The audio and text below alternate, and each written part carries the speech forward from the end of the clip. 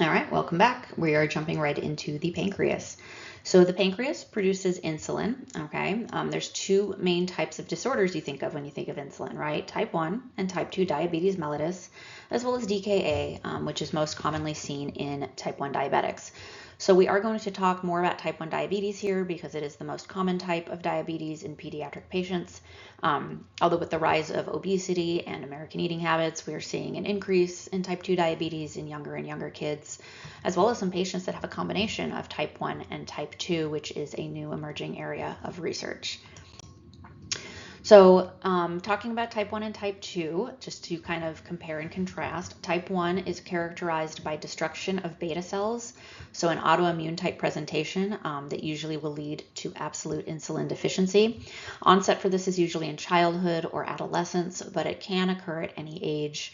It is the most common type in childhood. And then type 2 will arise from insulin resistance. So usually onset is after the age of 40.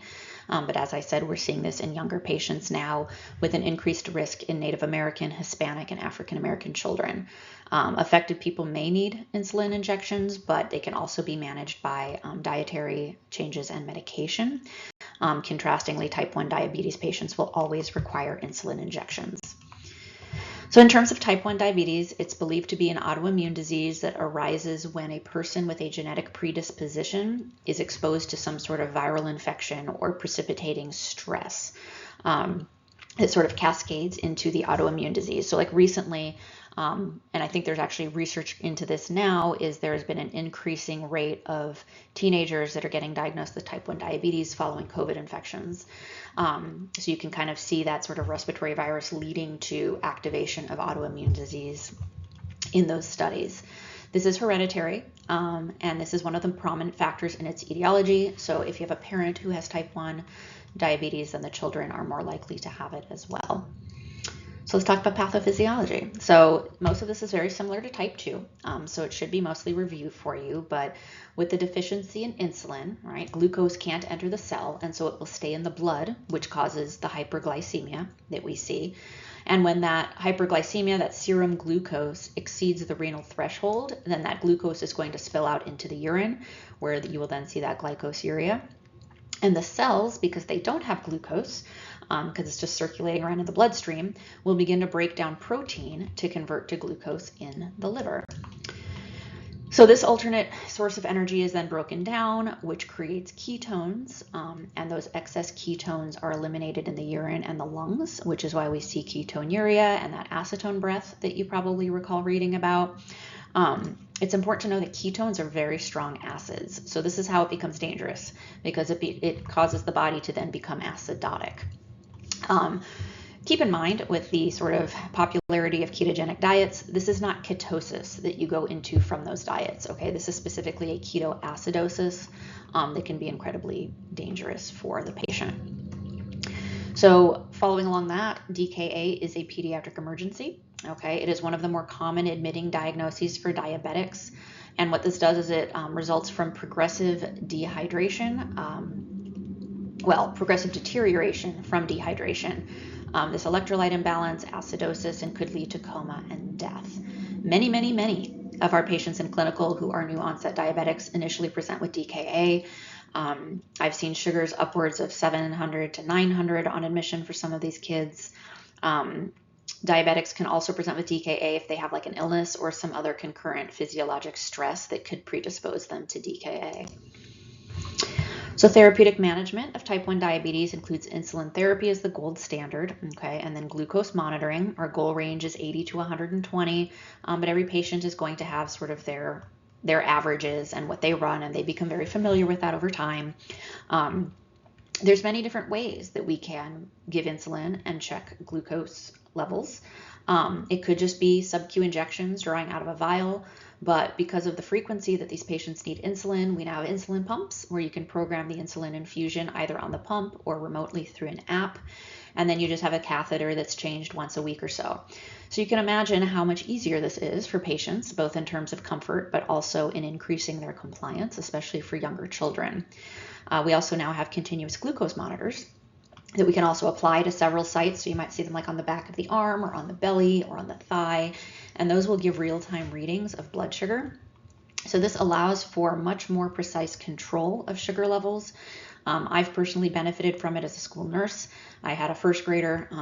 We didn't have a whole lot. I mean, I subbed, so I wasn't there very often, but there was a first grader who had a CGM, and I was given a phone so that I could actually remotely monitor his sugar from the office. And I could head over there to grab him a snack if I noticed that things were trending downward. The teacher had one as well. So it really allowed for this huge safety net across the school, just to better kind of keep an eye on this child, especially at an age where he really wasn't able to do it himself. And I also remember back when I was working at the bedside, when I first started in 2009, I feel like they were gatekeeping pumps a little bit at that point. I recall that patients had to show a certain duration of compliance with stable A1Cs before they would even get approved for a pump through insurance, which always seemed backward to me working in pediatrics, because I think that the pumps actually lead to compliance. So that seems to have changed now for the better, because you really do have much better glucose control when you can check it, regularly and not just do it as a spot check. Keep in mind, though, that with all of this technology, we are still teaching sub-Q and finger sticks, right? Because pumps and monitors do fail, and families need to understand how to perform all of these skills. We're also teaching them to test urine for ketones, okay, especially during an illness or when they're having hyperglycemia, so that they can address that and try to flush that out before it becomes a problem. The HbA1c gives an idea of your glycemic control over the last 90 days. And the reason for this is because that's the lifespan of your red blood cells. So the red blood cells will die after 90 days. So you can't really check a history longer than that. So for those of you that didn't know, that's the rationale for that time frame.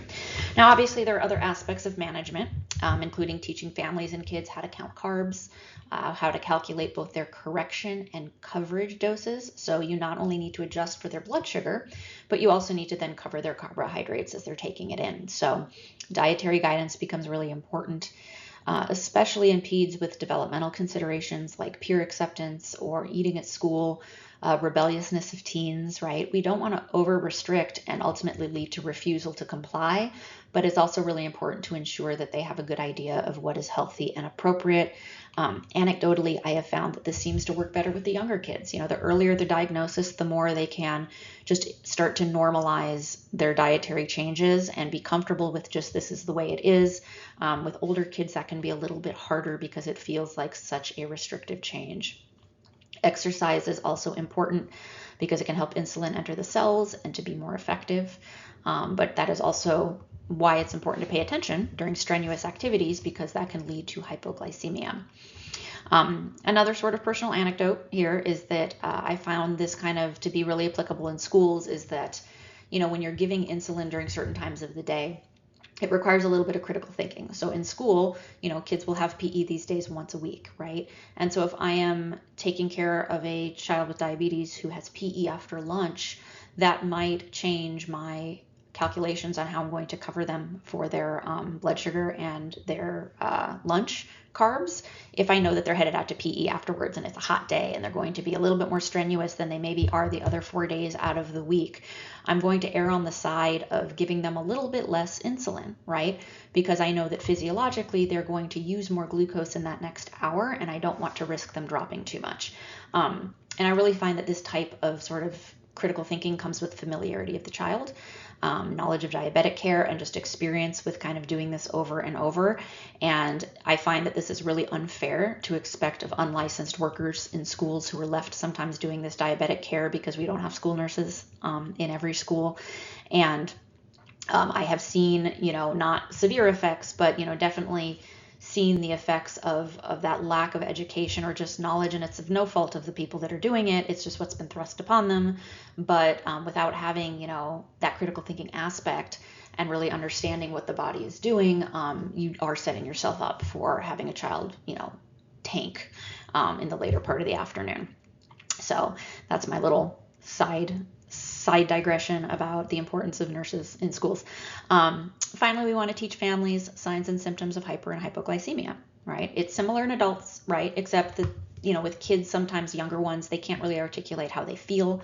So we need to be able to notice these signs. Hypoglycemia as you might remember, presents with tachycardia, tremors, sweating, irritability, hunger, aggression.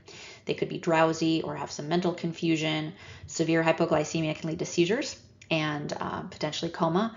Hyperglycemia also has similar symptoms. So checking the sugar when we think something is off is always important, at least until those kids get older and they become better historians and they know what each one feels like for themselves. Their insulin needs will also vary with illness. Stress hormones could increase glucose production, so they'll generally have higher insulin needs when they're sick, but not always. Some kids will go the other way. So again, just really important that families check more frequently during illness until they kind of establish what that, expectation is with their kid and what their own personal, sort of body is doing during those times. And then we spoke briefly on DKA before, so I'm not going to go into it again, but just keep in mind that a sugar greater than 300 is usually when we'll start being a little bit concerned for ketone production. The ABGs will show us if there's acidosis, so they'll have a low pH and an elevated bicarb, and when we're dealing with that, we really want to rehydrate. These kids will generally end up in ICU if they are in metabolic acidosis, so that we can correct that and get them balanced again. Generally, we'll start with normal saline for the rehydration and do a separate insulin infusion.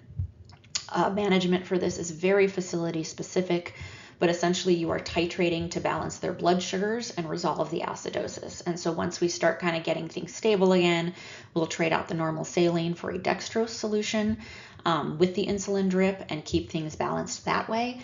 And then eventually we are going to go off of the insulin drip to sub-Q insulin injections, at a widened duration, right?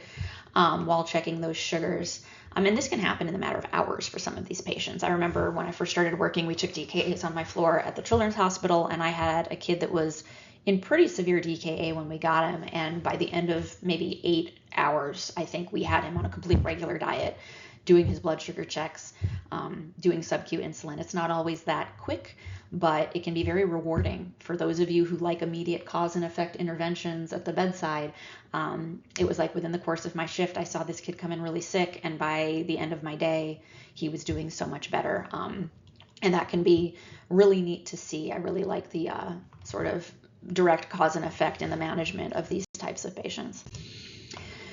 So patient education, you can sort of review this on your own. It's similar with, talking to adults about it. One of the big differences is that we often give insulin in children after they eat rather than before. And as I start to kind of talk about this, I want you to think about why. Because in the adults, we will usually give it to them before, right? So imagine a 3-year-old, right, who's just been diagnosed with diabetes. Developmentally, what do we see when they eat? Pickiness, right? Unpredictability. So let's say they order a pizza for lunch and it's 45 grams of carbs, okay? So we're going to give them, usually it's like 1 unit for every 15 grams. So let's say we're going to be giving them 3 units of insulin to cover that pizza. Let's say we do it beforehand and they dig in, but they're taking 2 bites. They start watching Bluey. It's the Shadowlands episode. They're really excited. Parents are like, hey, take another bite of pizza. And the kid's like, no, Bluey, right? They only eat like a third of their pizza. But now you've covered them for 45 grams of carbs. What's going to happen? They're going to bottom out. And now you're running into that room responding to a hypoglycemic toddler, okay? So we will do the carb counts and be prepared when that tray gets there. But ultimately, we're going to come in after they finish so that we can adjust for the percentage of food that they ate and then draw up the insulin so that we are sure that we are actually covering for what they have ingested. It takes a little more frequent rounding, but this is definitely the safer option for these younger children, at least till the family gets a better idea of how the child responds to both carbohydrates and insulin. This obviously won't happen forever. Parents will usually start changing that routine at home once they kind of get a better idea of what's going on, but in the beginning, this really is the safest route because it's a lot easier to deal with hyperglycemia than hypoglycemia. Some options for treating hypoglycemia include glucose tabs, gels, snacks. It's always important for families to be prepared and have things on them because of the severity of a hypoglycemic episode. So they'll usually have kind of a go bag situation where they'll take something with them all the time so that they will always have resources available if their child starts having symptoms of hypoglycemia and they're not at home. So again, a bit redundant here. The only thing I really want to mention is that record keeping is becoming kind of recommended for kids so that endocrinology can see, big picture of sugar levels, what causes or treats their drops and rises in sugars, any symptoms that they might have. One other potential complication we want to teach about is injection site irritation, both with pumps and with sub-Q insulin. So we should be, rotating those injection sites. The pump needs to be monitored closely to check for functionality. Okay, several of the more recent hyperglycemia admissions that were not in new onset diabetics were due to insulin pump malfunction, whether the insulin was not actually, being injected or it wasn't full or whatever the reason might be. So it's really important that they're keeping an eye on that. Impaired wound healing, remember, is a complication of diabetes. So we want to teach them about skin checks and foot hygiene, similar with adults, right? And then again, the theme for this week, family support. Okay, this can be a really overwhelming diagnosis for families, and the education can be a lot. And this is a chronic disease that requires a lot of actionable things going on. It requires a lot of collaboration with the rest of the family, with childcare, with the school. And so this navigation can be really stressful for parents, and for some really almost impossible without support. So connecting them to those outside support systems after discharge is really important. So let's move on to disorders of adrenal function. Okay, so the adrenal cortex secretes 3 different steroids, your glucocorticoids, your mineral corticoids, and your sex steroids. Altered levels of any of these, once again, no surprise, can produce significant dysfunction. So your adrenal medulla secretes your catecholamines like epinephrine and norepinephrine. And so this has a lot to do with your homeostasis of your body. Catecholamine secreting tumors like neuroblastoma, if you remember, are really the primary cause of adrenal medullary hyperfunction. But we're not really going to talk about today. We're going to talk about congenital adrenal hyperplasia, or CAH. Now, this is a family of disorders that's caused by decreased enzyme activity that's required for cortisol production in the adrenal cortex. So it's kind of an umbrella diagnosis for several different disorders that will decrease enzyme activity. In about 90% of cases, it's caused by this 21-hydroxylase deficiency, and then 11-hydroxylase would be the other majority of them, but they both cause decreased enzyme activity, okay? So this is kind of a word salad, I know. Here's how I break it down, okay? This is a cortisol-creating enzyme, and it's missing. So the body is like, hey, we need to make cortisol on our own to compensate. And so since that hormone that is trying to meet up with the enzyme can't be used, it's shunted over to the androgen production pathway. So think about like if the road it wants to go down is not allowing it through, it's roadblocked. It's heading in the other way, and it's going to the androgen production pathway. And so this results in concurrently more androgen I cannot talk through this, see? More androgen production, and this will affect physical development, especially in females. So in males, they're just secreting more androgens, which the body is expecting anyway. So you're going to see precocious genital development because they have that higher level of androgen. So you might consider this in kids that have, or in boys that have precocious puberty, okay? Now in females, this is often diagnosed at birth because they're often born with varying degrees of ambiguous genitalia. So at delivery, the provider or nurse will do an assessment of the child, and it'll be difficult at that point to tell if that child is male or female, because that high level of androgen prenatally has changed the development of their external sex organs. So you could see things like an enlarged clitoris that appears like a small phallus, right? Or a fused labia that has, almost like a sac-like rugae, but there's no testes. And keep in mind that this is all external development. The internal organs remain intact, okay? This can obviously be very distressing for parents who are expecting, a boy or a girl, and now the provider's like, hey, the lungs and the heart look great, baby's breathing, but we can't really tell if your baby is male or female. We have to do some further testing. And so one of the primary causes of this situation would be CAH. So because the internal organs are generally what we expect based on their chromosomal sex, we're going to do an ultrasound to visualize those pelvic organs, okay? So we're looking for ovaries and a uterus, or we're looking for undescended testes. We will always, always, always do chromosome typing, okay, for positive sex determination and to rule out any other genetic anomalies, because this can be caused by some other disorders, right? Excuse me. That newborn screening, okay, we'll usually pick this up. Because it is important to treat it. So even if an infant is born healthy looking, the newborn screening would pick up congenital adrenal hyperplasia. So you will generally get a diagnosis in the newborn period. We're going to confirm it and then assign a sex to the infant according to their genotype. Now, this is a bit controversial. We used to always assign the sex that was easiest to make visually match with their genitalia. So if their genitalia was more female appearing, they would just choose female, and vice versa. And you can imagine how that would work out down the line. So we know now that that's not appropriate.